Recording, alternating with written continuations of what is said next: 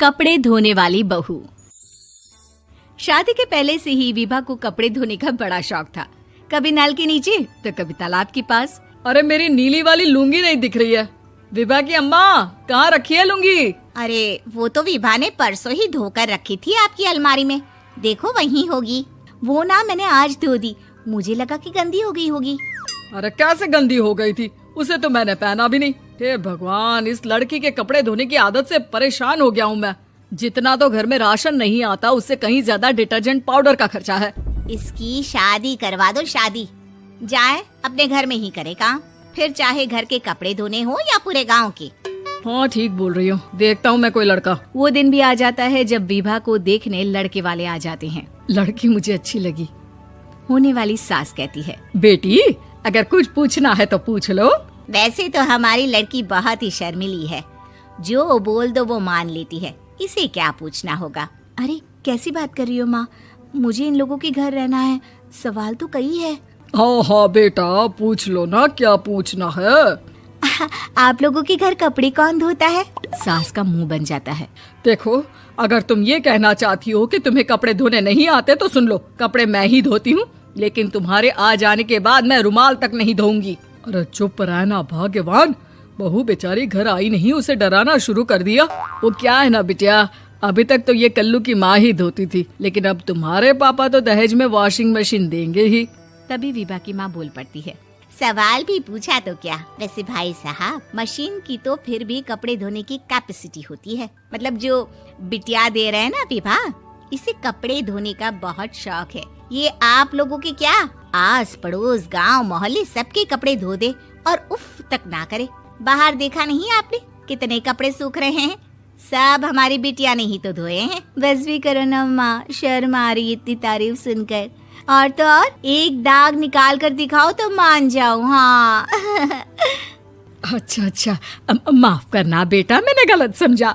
हमें तो रिश्ता बहुत पसंद है। और ऐसे जुड़ जाता है रिश्ता कपड़े धोने का शौक रखने वाली विभा का। उसकी शादी हो जाती है कोयला फैक्ट्री में काम करने वाले कल्लू के साथ। शादी के बाद अचानक विभा चिल्लाती हुई सास के पास आती है। सासू माँ, अरे सासू माँ कहाँ है आप? ये तो धोखा है, धोखा दिया आप लोगों ने मुझे।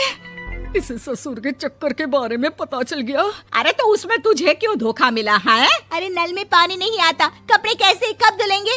अच्छा, तू पानी नहीं आ रहा उसकी बात कर रही है। तो आपने क्या सोचा? कुछ नहीं। अच्छा, तेरी माँ ने कहा था कि कपड़े धोने का शौक है तुझे, याद आया मुझे।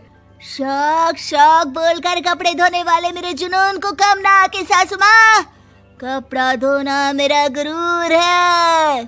तभी पति भी वहाँ आ जाता है। अभी मैंने इसे सनी देओल की फिल्म दिखाई है, उसी के डायलॉग मार रही है माँ। अच्छा सुन, साफ साफ बता रही हूँ, पानी सुबह 4 से 6 और शाम को 10 से 12 आता है, समझी? विभा टाइमिंग सुनकर हैरान हो जाती है। ये क्या भूतों का मोहल्ला है? सुबह 4 बजे उठकर कौन कपड़े धोता है? 4 बजे टंकी में पानी जाता है, फिर सारा दिन धोना ना, किसने मना किया? अरे कैसी बात कर रही हैं? 200 लीटर की टंकी में कितने कपड़े धो लूंगी मैं? सुबह ही उठ जाऊंगी मैं। अब क्या था, विभा सुबह 4 से लेकर रात के 12 बजे तक कपड़े ही धोती रहती। एक रोज सास पड़ोस से निकलकर कहीं जा रही होती है कि साथ वाली कहती है, हाँ कल्लू की माँ, जरा ये बताओ कि 2 साड़ी है, 2 ब्लाउज और एक पेटीकोट और एक नाड़े वाला लंबा कच्छा। हाँ तो? अरे तो क्या, कितना लोगी धुलाई ये बताओ। धोबन दिख रहे हैं हम क्या? हमारे पति सरकारी नौकरी से अभी रिटायर हुए हैं और बेटा सुपरवाइजर है कोयला फैक्ट्री में। धोबन समझ रखा है हमें? हाय रे कल्लू की अम्मा, माफ कर दो, वो तो मोहल्ले में यही सब बता रहे थे कि तुमने बहू को कपड़ा धुलवाने के काम में लगा दिया है। सास को पड़ोसन की बात सुनकर गुस्सा आ जाता है। वो घर पहुंचती है जहां घर के बाहर ही इतने सारे कपड़े सूख रहे होते हैं जितने कि किसी धोबन के घर पर। अरे ओ कल्लू की दुल्हन, बाहर निकल। माँ जी यहीं आ जाओ, बाथरूम में चादर धो रहे हैं हम। अरे अभी हम धोते हैं, तुमको बाहर निकलो। ये आस पड़ोस वाले बोल रहे हैं कि हम बहू से कपड़े धुलवा कर उसे कपड़ा धोने वाली बना दिए हैं। अरे छोड़ो ना माँ जी, किन लोगों की बातों में आती हो? आस पास के लोगों का तो काम ही होता है कि वो किसी तरह सास बहू को लड़ा दे। बहू सारे घर के कपड़े धोती है, ये क्या कम है? बोलिए। सास को भी लग जाता है कि वो बहू का ये सनकीपन नहीं छुड़वा सकती, इससे अच्छा है कि खुद ही चुप हो जाए। एक रोज सास और बहू मंदिर जाते हैं, जहाँ सास की साड़ी वहाँ खड़ी भीख मांगने वाली से मिलती है। माँ जी क्या बात है, आपकी साड़ी उस भिखारन से कितनी मिल रही है ना? हाँ हाँ देखो तो, दोनों की साड़ी मिल रही है। क्या बात है कल्लू की अम्मा, तुम खुद को तो अफसर की बीवी बताती हो और ऐसी सिंपल सी प्लेन साड़ी पहनकर घूमती हो। सिंपल और प्लेन नहीं है ये साड़ी। तो क्या सोने के धागे से फूल बने हैं? कुछ भी सासू माँ, कुछ भी। हाँ बने थे इस साड़ी में सोने के धागे से फूल। मेरे पति लेकर आए थे मद्रास से स्पेशली मेरे लिए 10,000 की। ताहे भाई साहब इस भिखारन के लिए भी सेम टू सेम साड़ी लेकर आए होंगे 10,000 की। सास उस वक्त तो कुछ नहीं कहती, लेकिन बहू के साथ घर आती है और अलमारी से एल्बम निकाल कर लाती है। ये साड़ी देख रही है, ये वही साड़ी है जिसे मैंने अभी पहना था। इस साड़ी में ये जो चमकदार फूल दिख रहे हैं ना, ये सोने के धागों से काढ़े गए हैं। लेकिन तू लोकल वॉशिंग मशीन ब्रश से घिस घिस कर सारे फूलों को निकाल कर साड़ी प्लेन कर दी।